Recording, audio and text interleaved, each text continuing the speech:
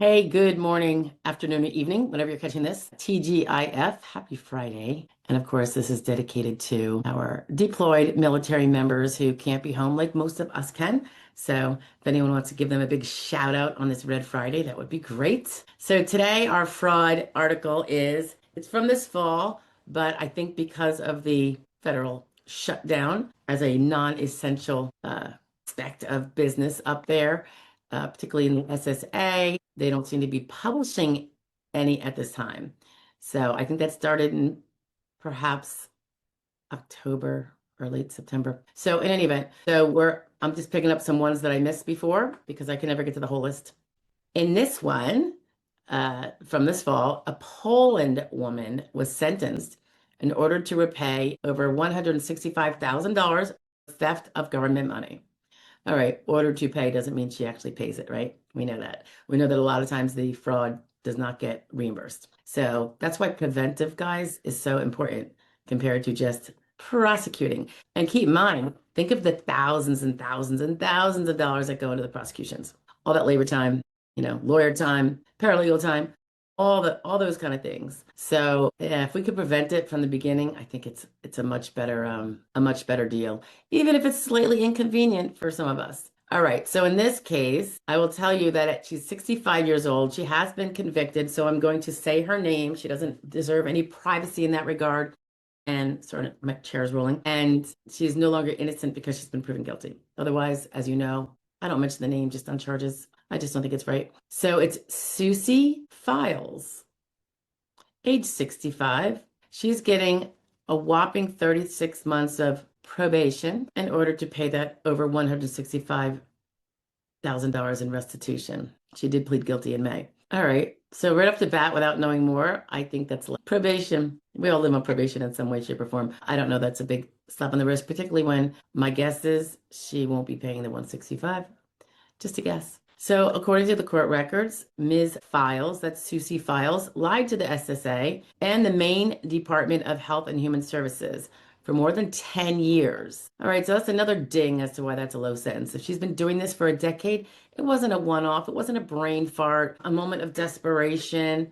Sometimes you can be a little sympathetic when someone has such a poor act of judgment when it's one time, and I'm not saying I'm always going to be sympathetic, but it's one time and it was maybe under some undue pressure, even though that shouldn't have been their decision. There shouldn't have been their choice. It was poor judgment. But in this case, it's been more than a decade. That's kind of, to me, a repeated offense. Yep, it's not a one-time offense. You notice that well, they might get into it. Oftentimes they take they plea on one thing.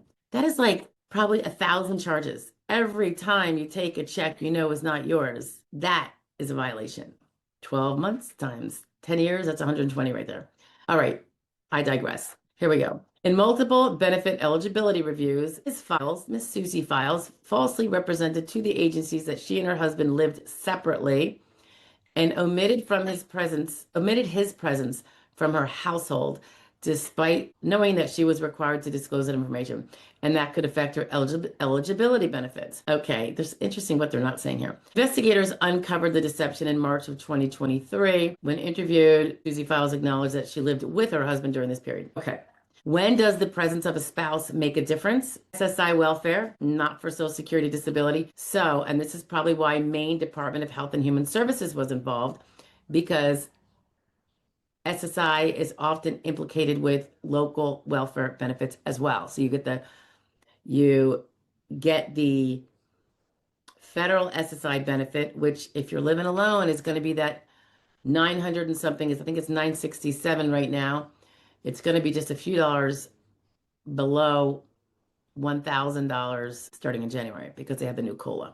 But so she was taking federal welfare and she was also likely cheating the Maine welfare program as well. So that's pretty bad. And so just to reiterate, when you are seeking welfare, SSI, I'm just going to speak to specifically since I know it. Your household contributing is important. And a spouse's income is important unless he doesn't live with you and you're estranged and he doesn't give you financial support or pay bills.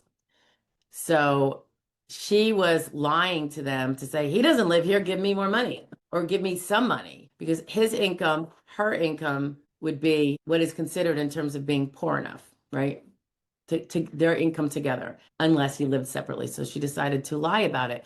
Now that suggests to me that he has income, because if he didn't have income, then there would be nothing to be afraid of by him living there. It wouldn't hurt her case. But obviously it did, and she's being greedy and wants money for free off the backs of the taxpayers and to the deprivation of the other SSI people who are actually needy. So, I have very little tolerance for this, guys. I'm pretty disgusted. It also says that her husband, Peter Files, already pled guilty in Maine care and SNAP fraud. Oh, speaking of SNAP, it's shut down right now. How much fraud do you think goes on with that program? A ton, an absolute ton. Because remember, what they discover in fraud is usually just the tip of the iceberg and a teeny tiny piece. Because with a big system, so much is not caught. So when they say, oh, it's only like, I don't know, 5% is fraud. That's probably 50%. Not kidding. And I'm making up these numbers, but just saying, just because doesn't mean it's not happening if people aren't caught, or if they're caught and they say, oh, I'll plead to operating my motor vehicle unsafely. I'm being facetious there, but sometimes you plead to something that is not even a crime if they give you a little option there, and now you're not on the ranks of the fraudsters. Happens all the time. So this is why when you see numbers, they are far greater than what is prosecuted, for sure. So Papa Files was another person scamming all the taxpayers, both in Maine and federally. And he was sentenced to repay $45,000 plus in restitution to those programs back in August. Looks like he didn't get any jail time either. Look at that. And they wonder why people continue to do it. All these, pardon me, very liberal states that do not hold people accountable in a way that's going to make them regret what they did, and their friends will see what they did and they might get scared. No, when you get a slap on the wrist, guess what? You do it again and again and again. I learned this back in my 20s when I worked for the Essex County. I worked as a student.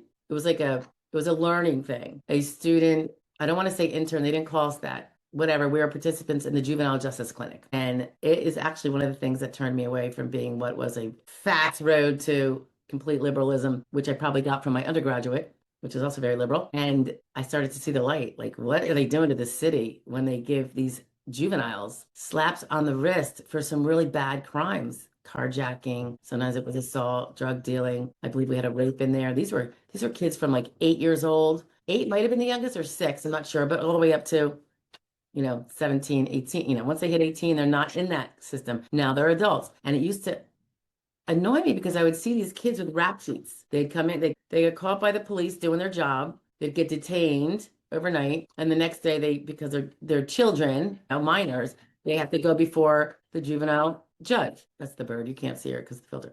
Anyway, these kids had rap sheets. And I'm like, wow, these slaps on the wrist aren't working, are they?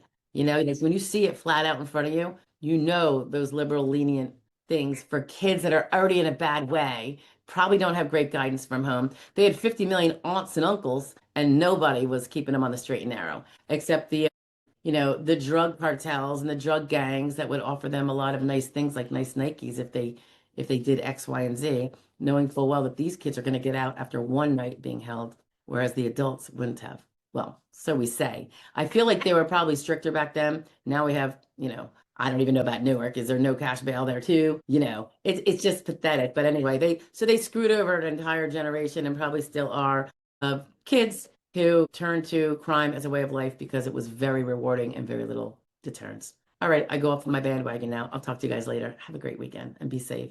And thank you again to our military members. Thank you for your service. I'm very sorry you can't be home with your loved ones if you're not home, but I'm thinking about you, and I know a ton of other people are too. So God bless. We love you.